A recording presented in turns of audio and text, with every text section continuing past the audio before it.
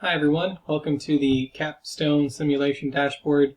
This is for the Strategic Management course, Section 901 for the Summer 2022 course. Today we're just going to walk through a few things that I found interesting in the data set. So this data analysis, we're going to look at a bar chart, scatter plot, and a timeline.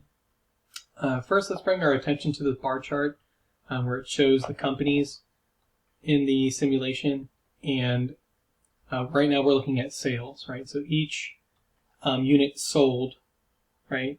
And in order to sell a unit, you have to meet the buyer's criteria. And in this case, it was price, reliability, and performance, and size. Essentially, if you can meet the buyer's criteria, you'll sell your unit. And most of the work is done right there, but it doesn't stop there, right? You still have to have a sales budget, which increases your accessibility and the channels, meaning how the customer can get to your product, where it's either through a store or an online platform. Then you have your promotional budget, right, which carries on to the awareness of the product. So we're talking about advertisements, whether that's social media, commercials, newspaper, magazine, billboards, things like that. So when we look at sales, these are some of the factors that really impact the sales. And we can tell here that Andrew, Digby, and Erie all had above average sales for their products, which means they were putting, investments towards sales, their sales budget and promo budget, and they were meeting the buyer's criteria. On the other hand, Chester here was performing less than the average, still making sales, right? So the next thing we want to look at really is profit, right? And that's your revenue minus your expenses. And so in order to have a revenue, your revenue has to be greater than your cost to make a profit. And stockholders want to see a profitable company. And this is displayed on our scatter plot, right? We have really two things we want to look for. Is one, profit, and the second thing I want to look at is EBIT, which is your earnings before taxes, which is an effective way to see how successful the company is when you want to take away some of the uncontrollables like taxes and interest rates.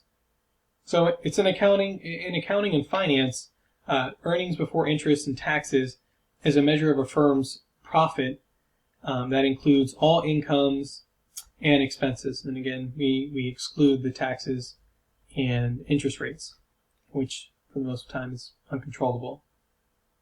So we have on the y-axis the EBIT, right, your earnings before taxes, and then your profit. And when we look at Digby, right, Digby's here, has the most sales.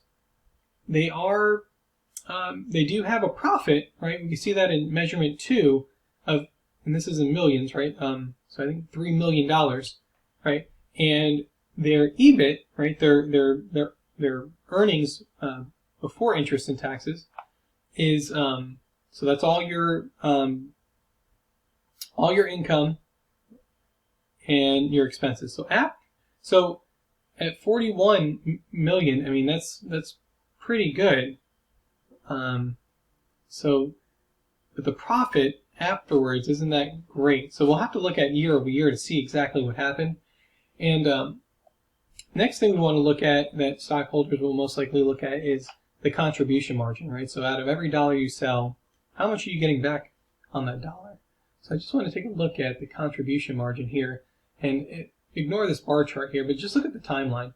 And let's focus on Digby here, right? So Digby's contribution margin was at 31 cents on the dollar, but you can see it's declining year over year, right? So even though they were meeting an above average with respect to sales, right? They were above average, but their contribution margins weren't that great. So that must mean that their costs were too high, right? They need to lower their cost. So some interesting things there to look at. So your sales, profit, EBIT, contribution margins, and with that you can really see the health of a company and track down what are some of the major factors playing into some of these measurements. with that, I want to thank you all for listening. I hope the insights I pulled out of the data analysis was helpful, and thank you so much for your time.